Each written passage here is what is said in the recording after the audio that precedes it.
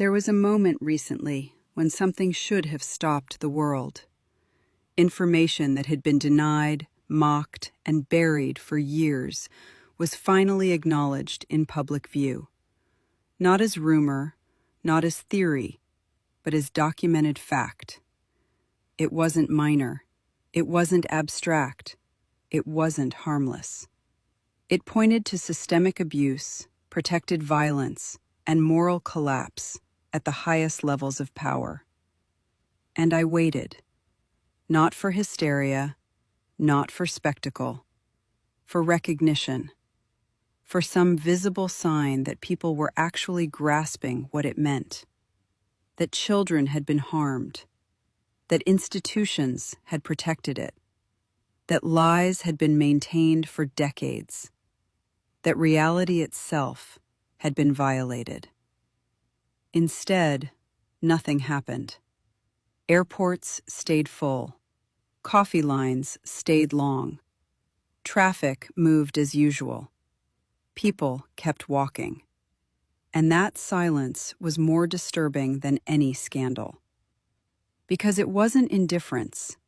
It was dissociation. The collective nervous system froze. The truth landed, and there was nowhere for it to go. No space to feel it. No structure to hold it. No language to metabolize it. So it was parked, filed away, compartmentalized, buried under routine.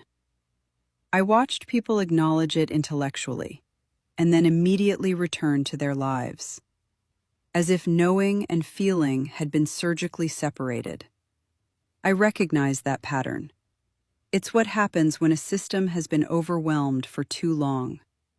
When reality becomes too painful, too destabilizing, too implicating to integrate. The psyche doesn't erupt, it shuts down. Part of what people are reacting to, without knowing how to name it, is scale. Not just the facts themselves, the scope.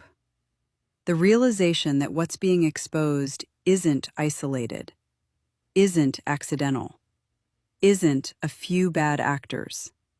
It points to systems, networks, patterns, decades of manipulation, protection, and distortion. When that becomes visible, something happens in the psyche. The problem stops feeling fixable. It stops feeling containable.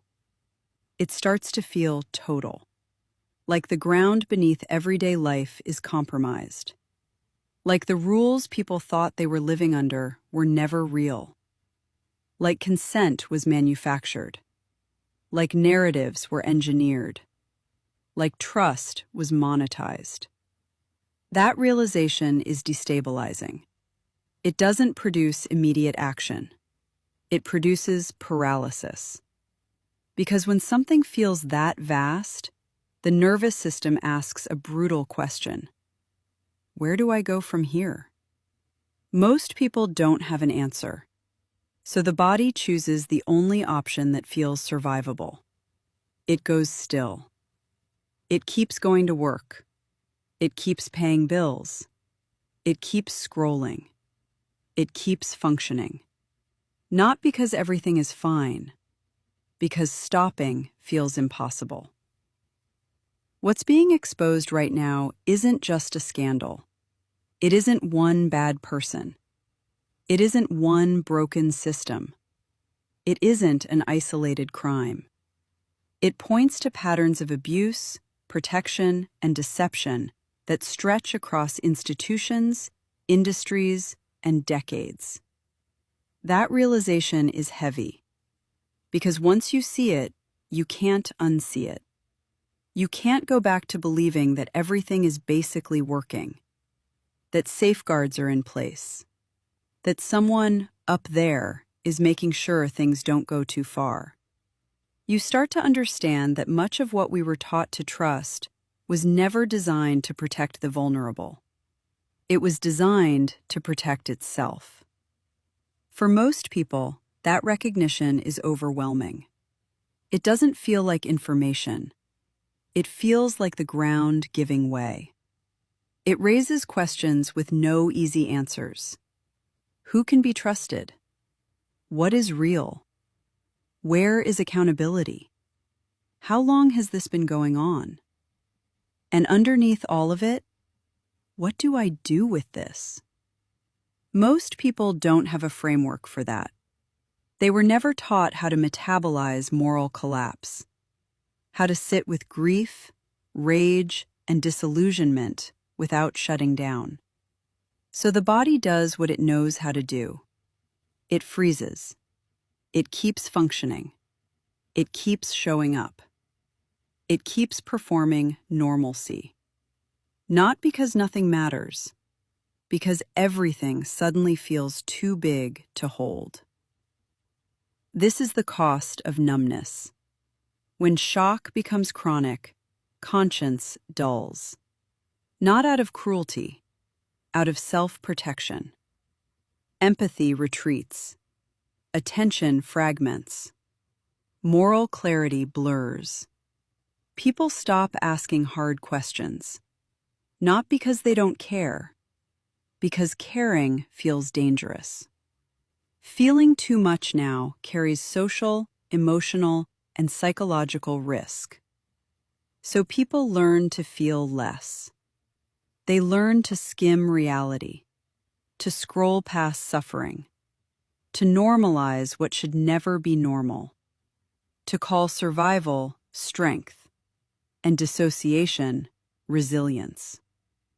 But numbness is not neutral. It reshapes the soul. It shrinks imagination. It weakens courage. It erodes the sense that truth matters. It makes injustice easier to live beside. It makes silence feel safer than integrity.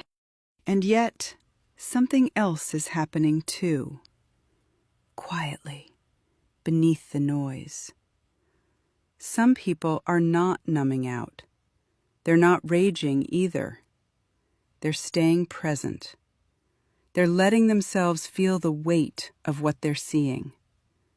They're refusing to anesthetize their conscience. They're learning how to hold grief without collapsing, anger without becoming cruel, awareness without becoming paranoid. This kind of awakening doesn't look dramatic. It doesn't trend. It doesn't shout. It looks like people choosing to live with clarity in a distorted world. Choosing to tell the truth, gently but firmly. Choosing to align their lives with what they know is right. Choosing to protect the vulnerable where they actually can. Choosing to stop outsourcing their moral compass. This is how repair begins. Not through spectacle, through coherence. Through individuals who refuse to surrender their humanity to overwhelm. Through people who decide that numbness is not an option. Maybe the most disturbing thing about this moment is not what has been revealed. It's how quickly we are tempted to adapt to it, to absorb it, to normalize it, to move on. But some things should not be moved on from. Some truths are meant to change us. Some knowledge carries responsibility.